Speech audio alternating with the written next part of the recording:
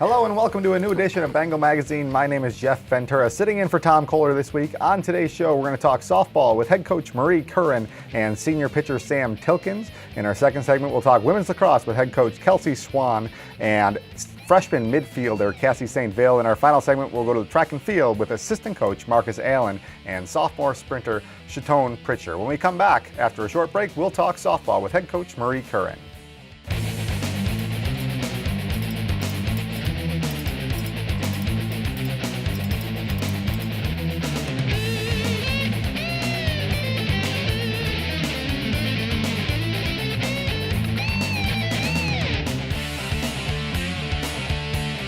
Welcome back. We're joined by women's softball coach Marie Curran and senior pitcher from Grand Island, Sam Tilkins.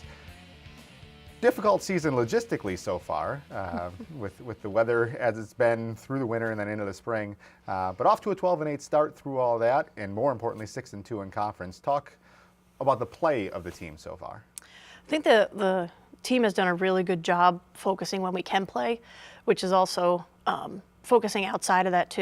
You know, we have large breaks in between games because we've had to cancel some home and away games. So we're having to really focus in the gym and maintain that concentration. And they've done a great job with that on the field and bringing everything back every day. You know, usually not used to a 4 or 5 day lull between games. And we've had to experience that a couple times this year so far. What kind of challenges has that presented for the coaching staff to keep them focused? Well, it's difficult when you have to go back into a gym, and you know we're doing that with all of our spring sports here, and you know the Northeast winter into summer that we're having this year. We're skipping spring completely has really affected us a lot because there's a big difference between fielding a ground ball on a gym floor and fielding a ground ball on dirt. So we've tried to stay away from defense inside because we don't want the girls to get lazy when we get back on dirt. And luckily we've been able to focus on offense, which is our strength. So it's definitely been proven. Sam, from a player's perspective, what are the challenges, especially for a pitcher who doesn't necessarily get in every game, to keep yourself fresh and focused? How has that been this season for you? We've done a lot of mental preparation in practice too, and part of it is letting go of the uncontrollables. And so that's something that you can't control, the weather. If you have a bad umpire, you can't control it. So basically we're just focusing on what we can control, and that's, you know, working on if it's working on snaps inside, if it's working on, you know, spins and accuracy. And obviously the feel of a gym floor, pushing off the gym floor mound is 100 times different than pushing off the dirt mound, but it's just all about focusing on what you can control. So I think that all of us have done enough practicing in the gym that it's easy to take that out onto the field, that mentality. It's really interesting you mentioned that. Obviously fielding ground balls in the dirt is so different, but I would assume pitching is obviously quite different. Hitting is very different too, the way you're digging your feet in. I do want to talk a little bit about the offense. You mentioned the offense is the strength of the team. Hitting .330 as a team right now. Our leadoff hitter, Stephanie Novo, hitting .528 right now. We're averaging 6.5 runs a game. Is this what you expected? Is this how you tried to build a team, or are we kind of exceeding expectations there? No, this is what we expected. And I feel like I'm being very arrogant right now, but our coaching staff knew we had players with great eye-hand coordination, and for some of them it was tweaking a few things in their swings and then building the confidence in themselves. Like Sam was saying, we did a lot of mental training this year, which we haven't done previously, and focusing on how do I go one pitch at a time. So umpires' calls don't affect my at-bats. How do I then go from one at-bat to another if I struggled in my first at-bat? How do I rebound in my second? And I think that's where you see a different mentality on the team this year. I think we've come from behind in 3 games now, and really done it well, especially 2 conference wins, which were huge, being down by quite a few runs against Fredonia and coming back with a walk-off hit with one of our players who at the time wasn't hitting well. So we had the confidence that she could do it, and so did her teammates, and that all came from the mental side of it. Right, I mentioned Novo, but obviously timely hitting out of all parts of the lineup. I think 1 through 9 right now we feel confident in, so that's a nice bonus. Yeah. As a pitcher, knowing that you're going to get that run support has to be a nice feeling, but you're in a different role this year. I think our first real relief pitcher that I can remember having in recent history. Talk about that role, and is it something that you've enjoyed so far, and what difference does it make for you? Definitely. It's a completely different feel. Usually you don't have closers in softball. Usually that's kind of a baseball thing, but I kind of found that to be my strength at the end of last year, so we decided to carry that through to this year. And it's just a different mentality. I don't know, something about, it's not for everyone. that's for sure. But something about being in the bullpen during a game just relaxes me and gets me in the right mentality and watching the game. And then when it's time, I'm ready to just go in there and do my job, which is just get 3 outs and hopefully shut the game down. Ray, you and I talked prior to the season about kind of what you see for Sam. Yeah. Talk about what did you see in her and why did you feel this would be a good fit? For Sam, what really amazed us at the end of last season was her mentality to come in tough situations, and it didn't faze her. So she would just come in and throw. And when she knew she only had 6 outs or 3 outs to get those last 2 innings or last inning, it was a great compliment because she's also a very different pitcher than the rest of our staff.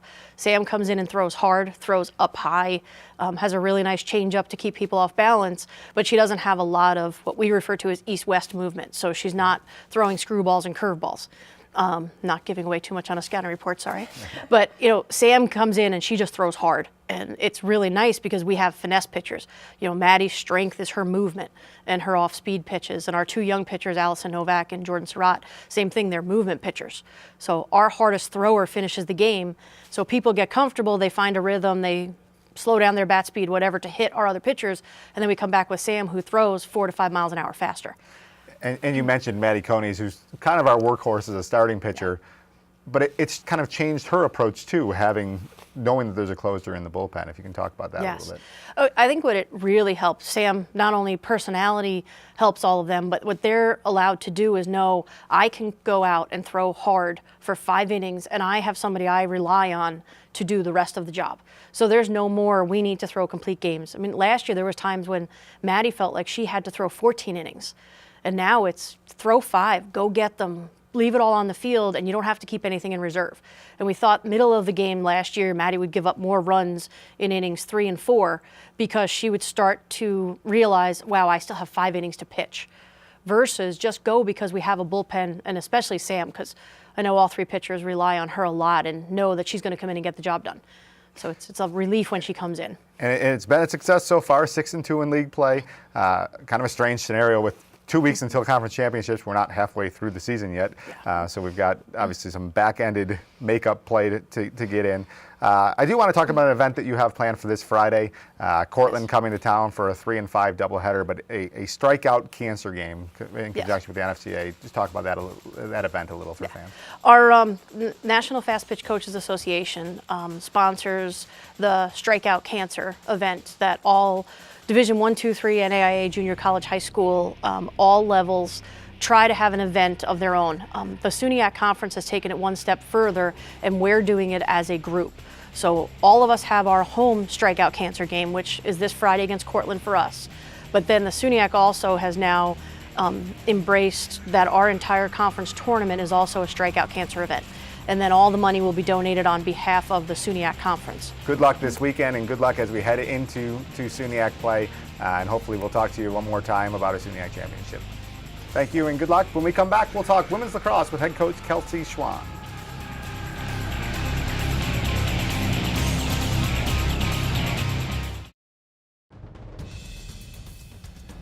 I want to point out our Tim Hortons Buffalo State Athlete of the Week for this week. It's men's track and field athlete Rich Pete, a junior business major, swept the long and triple jumps on Saturday at the Johns Hopkins Loyola Invitational. He won the long jump, matching the longest jump in Division III this season, measuring 7.2 meters. He also won the triple jump with a mark of 14.53 meters, the 4th best distance in the nation thus far this season. Rich Pete is your Tim Hortons Buffalo State Athlete of the Week. In this segment, we're joined by women's lacrosse representatives head coach Kelsey Schwan and freshman midfielder defender Cassie Saint-Vil. Welcome to the show, and welcome to the midway point or so of the season, a little bit past that. Second year with the program, first year as a head coach. Team got off to a great start, including a 6-game winning streak, an upset of nationally ranked Brockport at the time, actually receiving votes in the national poll for one of the polls there. Talk about the season thus far and how it's played out according to maybe expectations. I think we have a lot of new kids, so I was really excited about how we started out. It's been a process. Cassie wasn't playing much in the beginning, and now she's kind of a starting defender, and that's how it's been for a lot of the players. We've had to fill a few different roles and had to move some kids around. We thought maybe you'd be a midfielder in the beginning, and then we have to move you here. But we're kind of working through all of those issues, and I think that's what really has helped us beat Brockport and kind of keep that winning streak going until recently.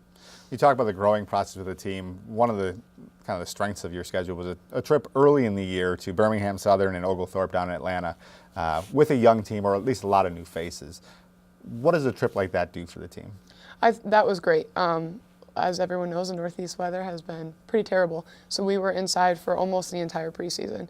So to be able to go down to Atlanta and practice outside in 75-degree weather and have a few games and kind of get to see a different part of the United States that a lot of people haven't been to was awesome. And it gave everyone an opportunity to really see the field, get some experience against some teams that, you know, Oglethorpe is a 2-year program, so everyone got to contribute, everyone got to play, and I think that built a lot of confidence for us coming back and starting SUNY X. Cassie, as a freshman coming in, you're one of those new faces. What has the college game been like, maybe compared to your expectations? How has the transition been? The transition's hard because in high school, it's slower. And now that I'm in college, the pace of the game is so much faster and the people are stronger. So I'm just trying to figure out what I need to do and have like my teammates to tell me what I'm doing wrong and what I'm doing right and how to fix what I'm doing wrong. And the starting role as a defender now, is this a new position to you? Is this a learning process as well, or are you familiar with Well, playing midfield, you play offense and defense, but I've never played an entire game of just defense because you got to understand when to give up the ball and when not to give up the ball. Talk about the strengths of your team. I know that you had some injury issues, which is kind of what prompted Cassie to have the position change. But what has gone well for the team, and who should we be looking at down the stretch as our key contributors? I think things that have gone well is the fact that they never give up. Against Brockport, when we upset them, we were down by 4 goals 3 different times during the game, and at no point did I look at my team and say, oh, they don't think they can do this. They truly believe they can win every game, and I think that's something that's very hard to teach an entire group of individuals. So I've seen a lot of different people step up in certain games, but Kelsey Hodge is a senior defender. She has played great defense every single game, definitely the backbone of the defense and helping out everyone else. We've kind of shifted into that role from injuries. I think something that's a strength is we have 3 goalies this year. So every day is a competition, and you can't kind of take the back seat and say, oh, well, I'm the starter, so I know I don't have to come in and have a great practice. The pressure's on every day, and I think that's elevated everyone's play. Up front, in years past, we've had some real dominant scorers. And this year we don't have a dominant scorer, but we seem to be getting goals by committee, which as a coach you may think is a better option to have. Talk about that a little bit and what we have up front. Yeah, absolutely. I mean, it's been great because Becca Martinez early in the season was averaging, I believe, 5 to 6 points a game. And the last few games they've been face guarding her. And everyone else has had to step up their game. So people like Nikki Paulhart, Megan Farrell, Kendra Thomas, they've really started to kind of take over the attack in a sense, and Becca has changed her role into more of what can I do to get everyone else open.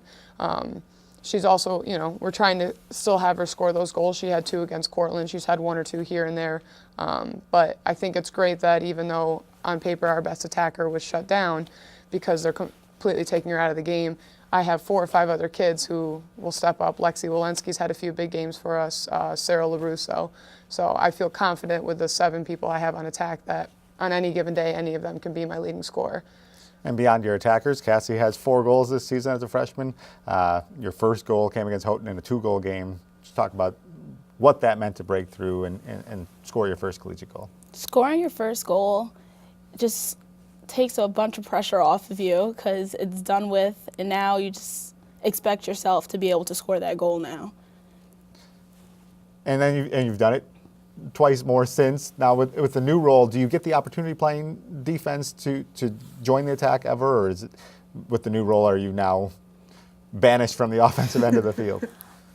Since I was originally a midfielder, I sometimes let a midfielder play defense so I can give them that break and I'll go on offense. Good. We've got 3 huge conference games left. A couple of tough games recently, but coming up, Fredonia, Geneseo, and Potsdam to close out the regular season. Top 5 teams make the playoffs. But I do want to look forward to one special event coming up against Potsdam on April 26th, a benefit game for Team Molly and Friends of Jacqueline. If you can talk about those two causes and what that game will feature. Molly Seifertz was an alumni who passed away last year, and we started a Team Molly game last year, which Karen Shattuck over at Medaille and a few other alumni have really started to make it a national organization. And recently it was our Oswego game. All the SUNY teams wore the same t-shirts and we did a Team Molly game, but we're also going to do a home Team Molly game as well.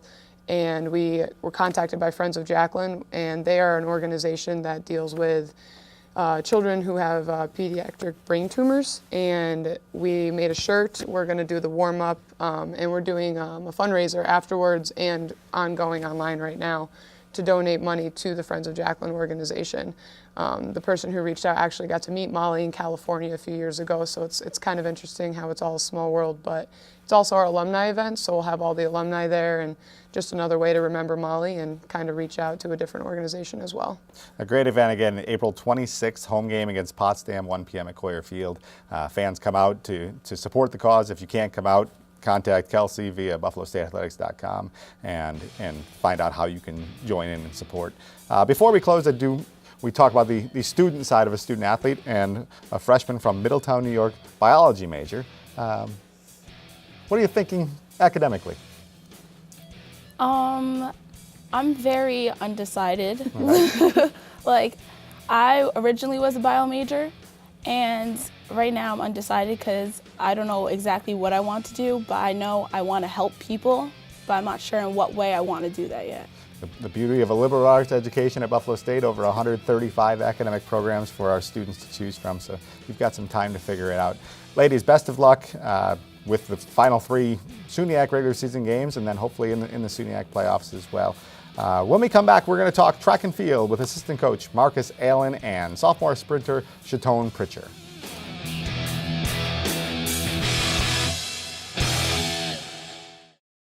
Hi everyone, and welcome to Bengal Update. I'm Gabrielle Mediak with a recap of news and a look at the upcoming events surrounding Buffalo State athletics. A number of Bengals have received honors for their recent efforts. Junior Rich Pete was named the Conference Men's Field Athlete of the Week. A business major, Pete swept the long and triple jumps at the Hopkins Loyola Invitational. He won the long jump, matching the longest leap in Division III this season, with a distance of 7.2 meters. He also claimed the triple, with a winning mark of 14.53 meters, the 4th best distance in the nation so far this season. Sophomore Sasha Van was the Conference Women's Track Athlete of the Week. A hospitality and tourism major, she set a school record in the 400-meter dash, with a time of 57.62 seconds. She was the top Division III finisher at the Hopkins Loyola Invitational, placing 3rd, and her time was 22nd fastest in D3 this season. She also ran a leg of the winning 4x400 meter relay that posted the nation's 4th best time to date at 3:53.35 seconds. Softball also picked up a couple of awards. Stephanie Novo and Maddie Conies were recently named the Conference Player and Pitcher of the Week, respectively. Novo, a sophomore English major, hit .600 and had a .933 slugging percentage in a 4-game stretch. She also had 7 runs batted in, including a 3-run homer. She had 4 stolen bases. Conies, a junior hospitality and tourism major, was credited with 3 wins in 3 appearances, with 12 strikeouts and a 1.54 ERA. Softball joined the fight against cancer by hosting the Strikeout Cancer Day, Friday, April 18th. The initiative unites the American Cancer Society and the National Fast Pitch Coasters Association to help raise awareness and funds to assist in the battle against cancer. Since starting the Strikeout program over 10 years ago, teams have raised tens of thousands of dollars to support the fight against cancer. In addition to raising dollars, this initiative has provided a platform to raise awareness for breast cancer, as well as support for women's research. All proceeds of the game are supported with the Alex Hollander Education Fund. Alex is the son of former Buff State coach of 24 years, Sandy Hollander, who lost her 6-year battle with cancer during the 2012 season. Finally, the Bengal Golf Classic, benefiting Buffalo State student athletes, is Monday, July 14th at the beautiful Briarwood Country Club. Reporting for Buffalo State Athletics, I'm Gabrielle Mediak, and we'll be back after this short timeout. Thank you, Gabby, for the update. In our final segment, we're joined by the track and field program assistant coach Markus Allen and sophomore sprinter from Brooklyn, New York, Shuntone Pricher. Welcome to the show. Markus, I need to read a little bit of a list of accomplishments from the indoor season, an outstanding indoor track and field season, as we've grown accustomed to around here. Second ever SUNY championship for the men's team in the indoor meet. The women finished runner-up. We sent a handful of athletes to the NCAA championships. 2 men earn individual All-America honors, as well as an All-America performance from our women's 4x4 relay. Reflect a little bit on the accomplishments of the indoor season, specifically with the men's program winning the championship. I know you track coaches are also accountants on the side and do all your math prior to the meet and figure out where we're going to stand. And was this a little unexpected? Yes, it was. It's one of those situations where you pretty much just got to show up and perform. Going into the meet, we calculated coming into SUNY probably coming into 3rd place, and then there was a couple of different occurrences that happened. A couple of kids from Cortland, I guess they missed check-ins and things like that. Kids didn't finish high as they were projected in the relays, DMR, 4x4 from other teams. And I think it was just a situation where our kids just stepped up, Jeff, to be honest with you. From the 4x4 perspective, a lot of our kids, Corey Cox, Austin Becker, Alex Gabo, and excuse me, I'm forgetting one gentleman's name, but you know, a lot of those kids had multiple races on them, and Dallas Taylor, that's the other kid, had a lot of multiple races on them, and you know, stepped up when it counted. It's just, we mentioned off camera, other sports, it's always that's why they play the games. Right. In track and field, you don't often think that it's times and this kid's going to run this time, but some people are gamers and come to play. One of your gamers on the women's side is sitting next to just a sophomore, a 2-time SUNY champion already, a relay All-American, individual national qualifier in the 60-meter dash, and you're halfway through your sophomore season only.